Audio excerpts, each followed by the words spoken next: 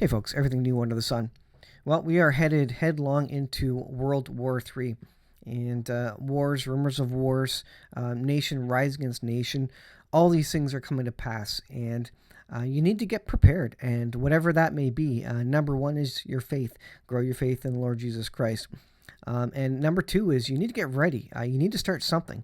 But when it all comes down, none of us are going to be ultimately ready for it, but at least we might be a little bit more prepared than the next guy. And Southern Prepper said it well today in his video. If you follow Southern Prepper, he stated today that he is not ready for what ultimately is coming down the pipe, what it appears to be that is coming down the pipe. World War III, EMP, whether it's nuclear weapons used or EMP blasts, which take out all our technology. Nobody's ready. The main thing is that we rely on a lot of resources coming from outside. One of the most obvious things is chicken feed. Which of you grows your own chicken feed?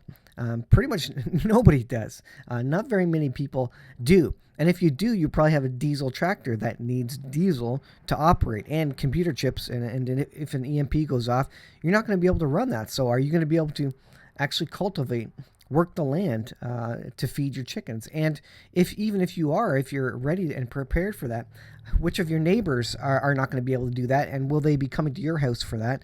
And will people get violent and start stealing what you have? And so this is the problem, because we go to the co-op, the local cooperative, farm store, whatever it may be, to get chicken feed. And when things go down, when things go sideways, are you going to be able to get that? Are you actually going to be able to feed your chickens? So it's a sobering thought that we don't have control. We are not ready. We will never be prepared for what is coming. But you do what you can. Again, you have faith in the Lord, trust in the Lord for the rest to supply your needs at the end of the day. Matthew chapter 24 says this, and then we'll get into the news. And we're going to go through it quickly. But Matthew 24 says, and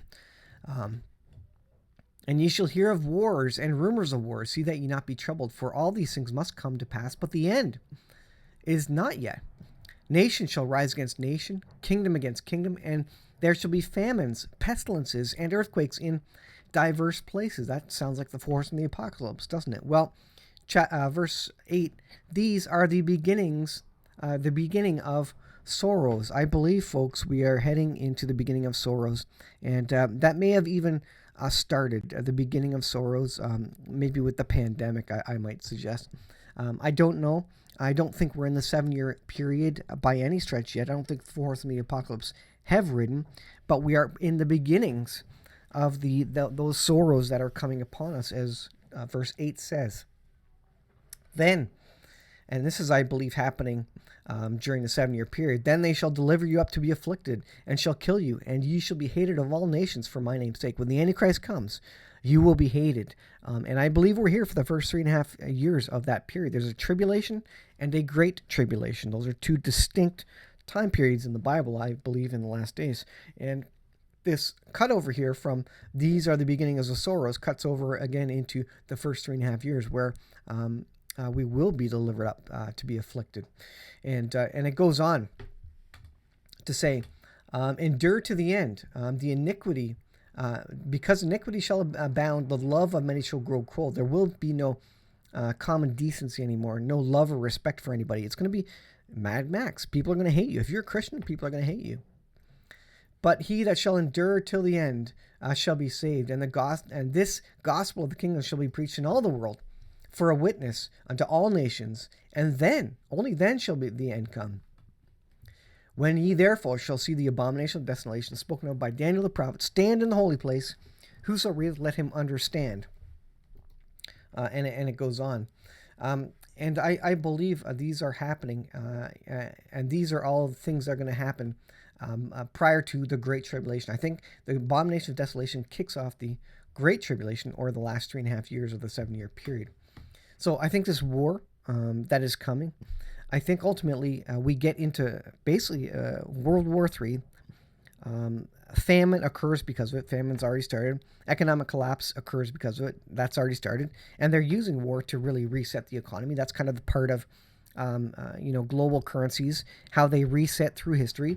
Go read up on your history about world reserve currencies, how they switch when wars come into play to help and move along that switch over to the new controlling country or the new controlling empire.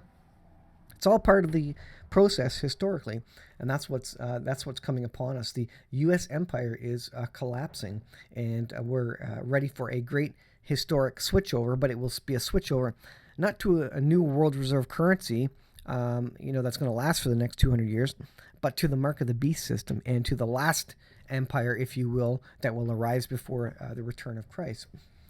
So quickly, Putin. So he has suspended his START nuclear treaty participation, and he has put his missiles on combat readiness.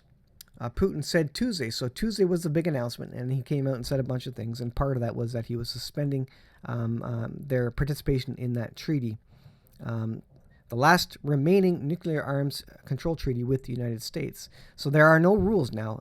There's a great escalation and a battle to see who can create the most military arms and armaments.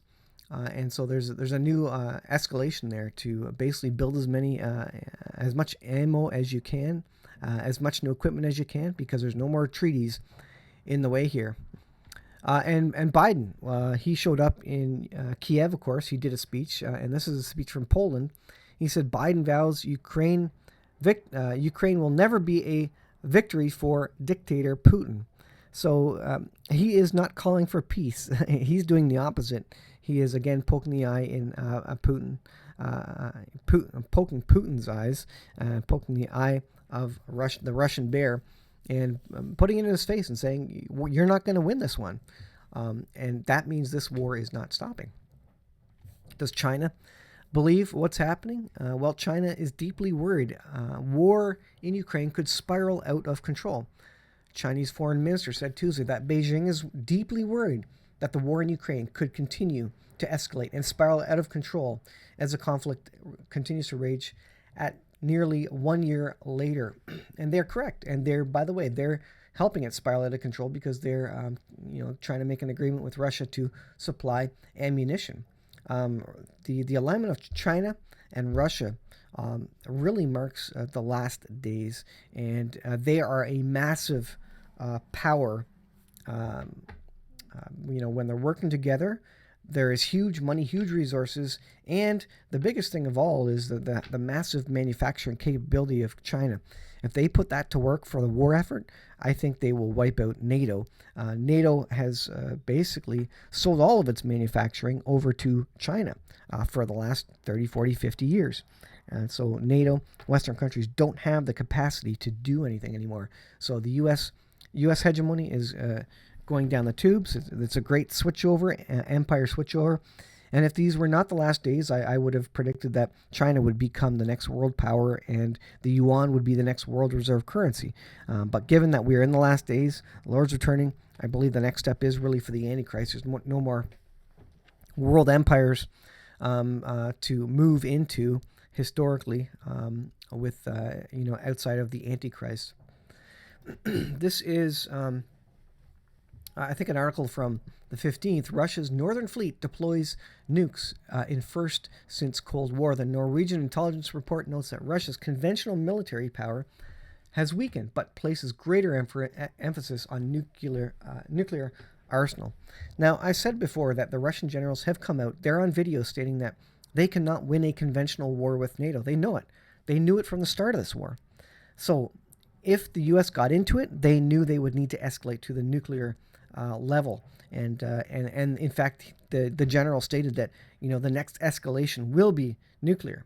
They understand that they will not beat the U.S. conventionally, and this is why this is important, because they knew they would eventually have to go nuclear, and they are getting ready to do that. And they have the most nukes of all the countries in the world. The U.S. Does not. And if anybody believes they were following any nuclear treaty, I think they would be probably mistaken anyways, because, every country has their covert activities, and they're always vying to be top and most powerful. So this is interesting. Biden Secretary of State Blinken announces $185 million to aid Turkey following the quake, but administration ignores East Palestine. Now, apparently, Blinken is going there. I'm not sure if he's been there already or he's going to go shortly. I don't know. Was it Pete Buttigieg? Maybe it was Pete Buttigieg, not Blinken.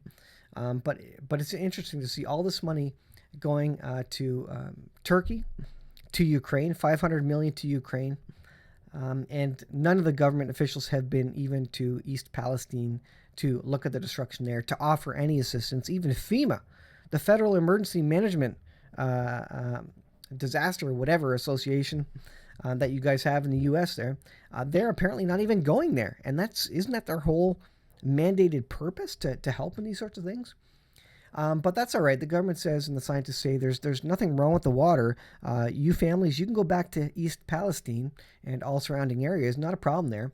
Oh, by the way, Cincinnati is shutting off water.